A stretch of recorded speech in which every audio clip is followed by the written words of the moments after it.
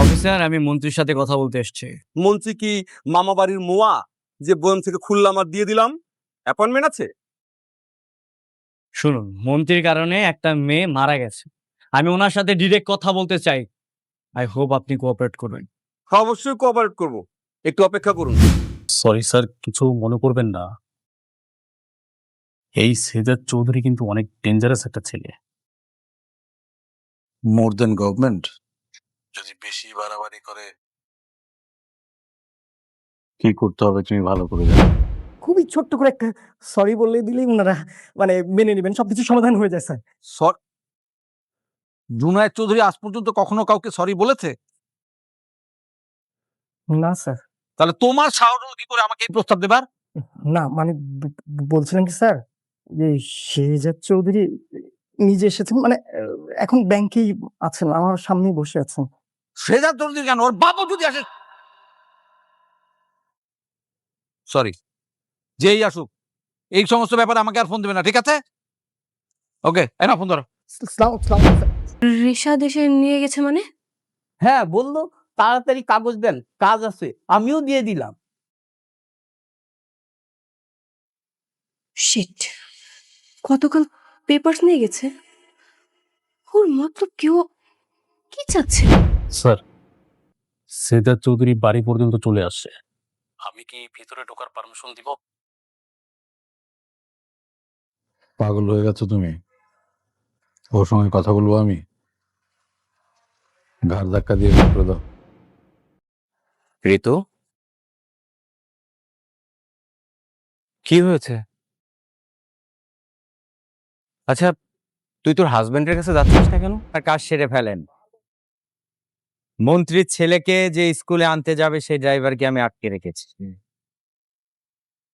বন্ধুরা, ভাবুন তো একবার, একজন মানুষ কতটা ডেসপারেট আর কতটা পাওয়ারফুল হলে আস্ত একটা ব্যাংকের ভেতর নিজের আপন বোনের লাশ নিয়ে ঢুকে যেতে পারে। সে টাকার জন্য আসেনি, সে এসেছে তার বোনের জীবনের হিসেব নিতে। আর তার এই হিসেবের নিশানায় কে জানেন?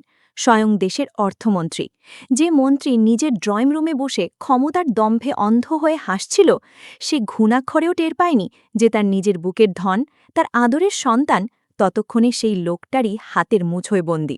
দুনিয়া টাকার গোলাম নাটকের ২০ নম্বর এপিসোডে শেহজাদ চৌধুরী প্রমাণ করে দিল, টাকা আর ক্ষমতার চেয়ে মানুষের ইমোশন আর ব্রেন যখন একসাথে কাজ করে, তখন বড় বড় মন্ত্রীদেরও হাঁটু গেড়ে লাশের সামনে ক্ষমা চাইতে হয়।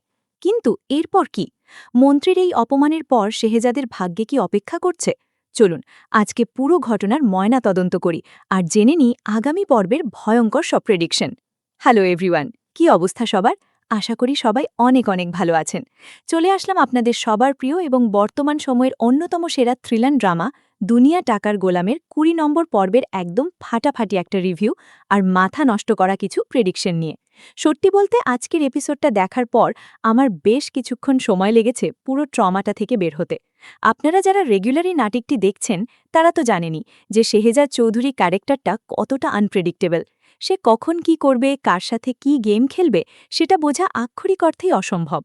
এই এপিসোডে ডিরেক্টর সাহেব আমাদের সাসপেন্সের একদম চূড়ায় নিয়ে গেছেন। বিশেষ করে শেহজাদের যে বোনের প্রতি ভালোবাসা আর সেই ভালোবাসার জায়গা থেকে তৈরি হওয়া তার যে রিভেঞ্জিং অ্যাটিটিউড, সেটা যে কোনো দর্শককে স্ক্রিনের সাথে আটকে রাখতে বাধ্য করবে। আমরা দেখেছি যে শেহজাদ তার বোনের মৃতদেহ নিয়ে সোজা সততা ব্যাংকে ঢুকে যায়। একটা ব্যাংকের ভেতর যখন লাশের খাকিয়া নিয়ে কেউ ঢোকে, তখন সেখানকার পরিবেশটা কতটা থমথমে আর ভয়ানক হতে পারে সেটা আপনারা স্ক্রিনেই দেখেছেন। ব্যাংকের ম্যানেজার থেকে শুরু করে সাধারণ কর্মচারী, এমনকি যারা টাকা জমা দিতে বা তুলতে এসেছিল, তাদের সবার মুখের এক্সপ্রেশন ছিল দেখার মতো। সবাই ভাবছিল এটা হয়তো কোনো ব্যাংক ডাকাতির প্ল্যান, কিন্তু শেহজাদ যখন তার ভারী গলায় বলল যে সে টাকা চেঞ্জ করতে আসেনি, সে তার বোনের জীবন ফেরত চায়, তখন পুরো সিনটার ওয়েট যেন এক ধাক্কায় ১০০০ গুণ বেড়ে গেল। শেহজাদের এই একটা ডায়লগই প্রমাণ করে যে সে আসলে এই ঘুণে ধরা সমাজ আর সিস্টেমের গালে একটা সজোরে চড় মারতে চেয়েছে। এখন আসুন একটু পেছনের দিকে ফিরে যাই। শেহজাদ কেন এতটা ডেসপারেট হয়ে উঠল? আমরা ফ্ল্যাশব্যাকে দেখেছি কিছু মর্মান্তিক দৃশ্য, ট্যাটুর ঘটনা, জোরপূর্বক বিয়ের চেষ্টা আর ফাতেমা নামের মেয়েটির সাথে ঘটে যাওয়া অন্যায়গুলো।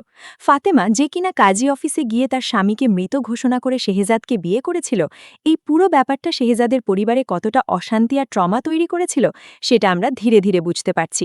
এই সব কিছুর মাঝে বলির পাঠা হতে হয়েছে শেহজাদের বোন ঋতুকে, একটা মেয়ে যার হয়তো অনেক স্বপ্ন ছিল, তাকে এভাবে অপমানের শিকার হয়ে পৃথিবী ছেড়ে চলে যেতে হলো। শেহজাদ তার বোনকে পাগলের মতো ভালোবাসত। সে প্রকাশ্যে বলেছিল যে মানুষটাকে সে বিশ্বাস করে নিজের ভাই বানিয়েছিল, সেই মানুষটাই তাকে ধোঁকা দিয়েছে। এই ধোঁকা, এই বেইমানি শেহজাদ কোনোভাবেই মেনে নিতে পারেনি। আর এই মৃত্যুর জন্য সে সরাসরি দায়ী করেছে আমাদের অর্থমন্ত্রী জুনায়েদ চৌধুরীকে। শেহজাদ এটা খুব ভালো করেই জানে যে জুনায়েদ চৌধুরীর মতো একজন হাই প্রোফাইল মিনিস্টারকে লিগ্যাল ওয়েটে বা আইনের মাধ্যমে শাস্তি দেওয়া এই দেশে প্রায় অসম্ভব, কারণ আইন তো তাদেরই পকেটে থাকে। তাই শেহজাদ বেছে নিল এমন একটা রাস্তা যেটা শুধু ডেঞ্জারাসই নয়, বরং সুইসাইডাল। সে ব্যাংকের ভেতর বসে সরাসরি অর্থমন্ত্রীকে চ্যালেঞ্জ করে বসল। অন্যদিকে আমরা যদি অর্থমন্ত্রী জুনায়েদ চৌধুরীর দিকটা একটু অ্যানালাইজ করি, তাহলে দেখতে পাব ক্ষমতার দম্ভে অন্ধ হয়ে থাকা এক টিপিক্যাল পলিটিশিয়ানের প্রতিচ্ছবি। নিজের বিশাল বাড়িতে আরামদায়ক সোফায় বসে কফি খেতে খেতে যে যখন শেহজাদের ফোন রিসিভ করে, তার বডি ল্যাঙ্গুয়েজে কোনো টেনশন ছিল না। সে উল্টো শেহজাদকে গালিগালাজ করে, তাকে পাত্তাই দেয় না। জুনায়েদ চৌধুরী ভেবেছিল শেহজাদ হয়তো আর 10টা সাধারণ ইমোশনাল ছেলের মতো আবেগের বশে কিছু একটা করে বসেছে, আর পুলিশ গিয়ে 2 মিনিটে তাকে শায়েস্তা করে ফেলবে। কিন্তু জুনায়েদ চৌধুরী এটা বুঝতে ব্যর্থ হয়েছিল যে সে কার সাথে গেম খেলতে নেমেছে। শেহজাদ এমন একজন প্লেয়ার যে কিনা নিজের চাল দেওয়ার আগে প্রতিপক্ষের পরবর্তী 10টা চাল হিসেব করে রাখে। যখন জুনায়েদ চৌধুরী ব্যাংকের ম্যানেজারকে ফোন করে বা পুলিশের ওসিকে নির্দেশ দেয় শেহজাদকে অ্যারেস্ট করতে, তখন শেহজাদের চোখে মুখে কোনো ভয়ের চিহ্ন ছিল না, কারণ তার তুরুপের তাস তখনও সে শো করেনি।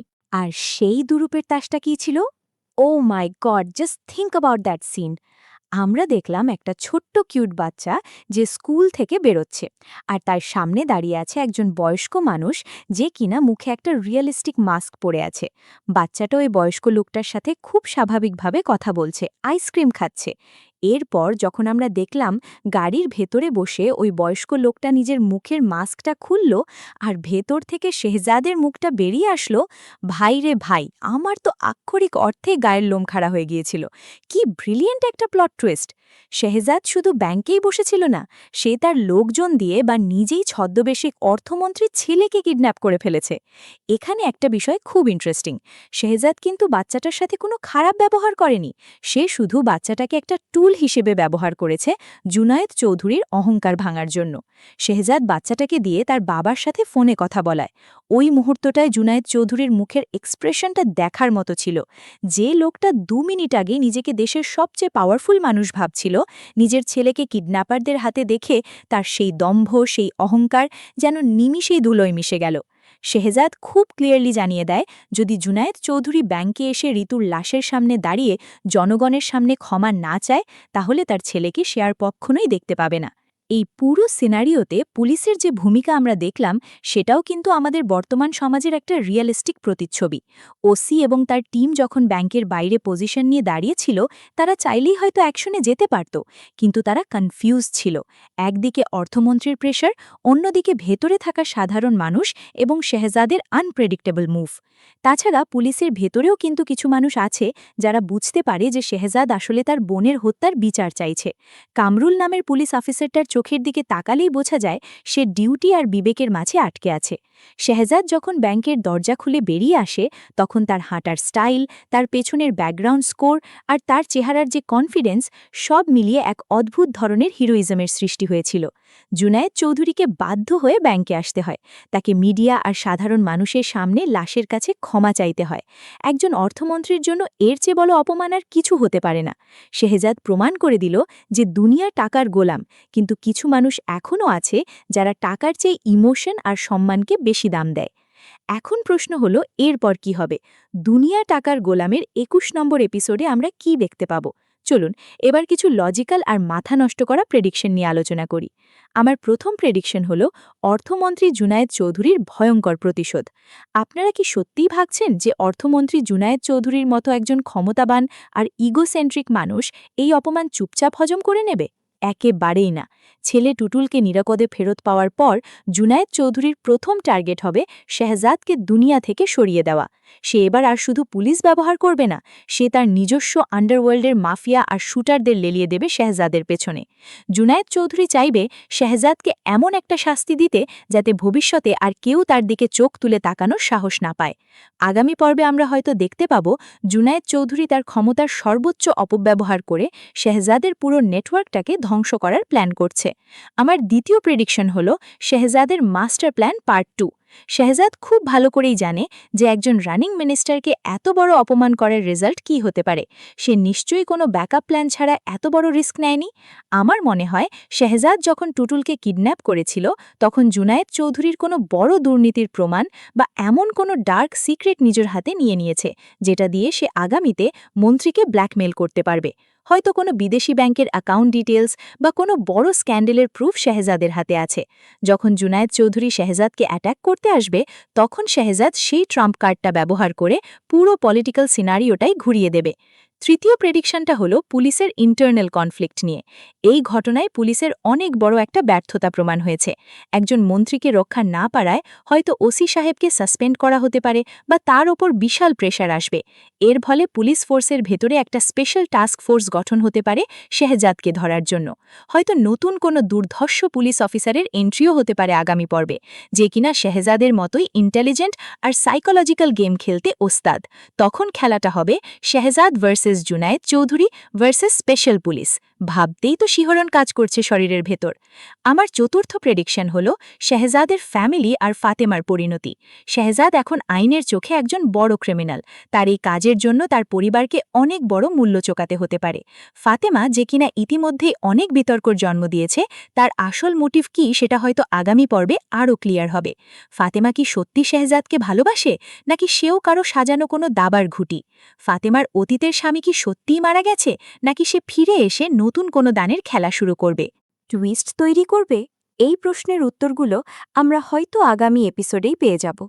তাছাড়া যে বন্ধু শেহজাদকে ধোঁকা দিয়েছিল, যার কারণে ঋতু মারা গেল, শেহজাদ নিশ্চয়ই তাকেও ছেড়ে দেবে না। আগামী পর্বে হয়তো আমরা সেই বেইমান বন্ধুর মর্মান্তিক কোনো পরিণতি দেখতে পাব। শেহজাদ একে একে তার বোনের মৃত্যুর সাথে জড়িত সবাইকে নিজের স্টাইলে শাস্তি দেবে। বন্ধুরা, শেহজাদ চৌধুরীর এই জার্নিটা এখন আর শুধু একটা রিভেঞ্জ স্টোরির মধ্যে সীমাবদ্ধ নেই। এটা এখন একটা সিস্টেমের বিরুদ্ধে একজন মানুষের একাকী লড়াইয়ে পরিণত হয়েছে। শেহজাদের ক্যারেক্টার ডেভেলপমেন্টটা ডিরেক্টর এত সুন্দর করে করেছেন যে সে যতই আইনের বাইরে গিয়ে কাজ করুক না কেন, দর্শক হিসেবে আমরা তার সাথেই কানেক্ট করতে পারছি। লাশের সামনে দাঁড়িয়ে শেহজাদ যখন কথাগুলো বলছিল তখন তার চোখের যে কষ্ট আর ক্ষোভ, সেটা আমাদেরও ছুঁয়ে গেছে। আমরা চাই শেহজাদ জাস্টিস পাক, কিন্তু একই সাথে আমরা এটাও জানি যে পলিটিক্স আর টাকার এই নোংরা খেলায় টিকে থাকাটা কতটা কঠিন। জুনায়েদ চৌধুরীর মতো মানুষেরা কখনোই সহজে হার মানে না। তাই আগামী পর্বগুলোতে সাসপেন্স আর অ্যাকশনের ডোজ যে কয়েক গুণ বেড়ে যাবে সেটা নিয়ে কোনো সন্দেহ নেই। আমি পার্সোনালি ওয়েট করে আছি শেহজাদ আর জুনায়েদ চৌধুরীর নেক্সট কনফ্রন্টেশনের জন্য। কে জিতবে এই মাইন্ড গেমে? শেহজাদের ইমোশন আর বুদ্ধি, নাকি অর্থমন্ত্রীর টাকা আর ক্ষমতা?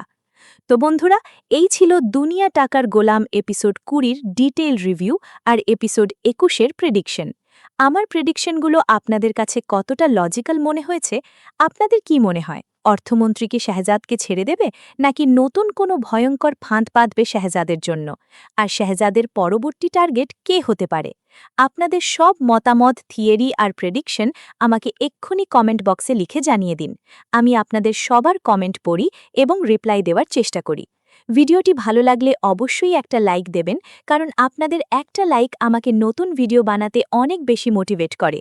আর হ্যাঁ, যারা এখনও চ্যানেলটি সাবস্ক্রাইব করেননি তারা জলদি সাবস্ক্রাইব করে পাশের বেল আইকনটি বাজিয়ে দিন, যাতে ড্রামা রিভিউয়ের কোনো এক্সাইটিং ভিডিও আপনার মিস না হয়। দেখা হবে পরবর্তী ভিডিওতে নতুন কোনো সাসপেন্স আর থ্রিল নিয়ে।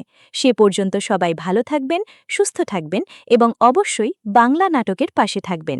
টাটা।